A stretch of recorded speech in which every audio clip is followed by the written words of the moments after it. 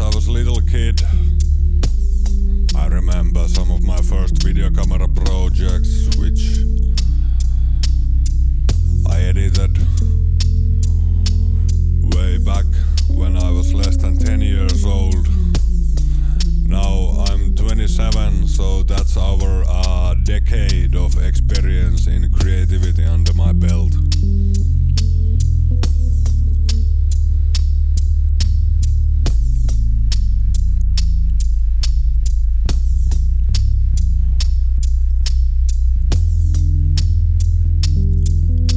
I've always been in love with music, books, videos, etc., etc.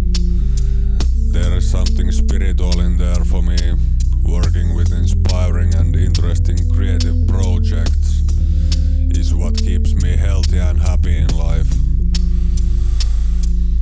Some of my favorite artists I will be talking about in the future.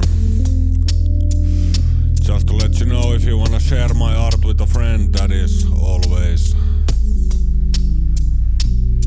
very appreciated.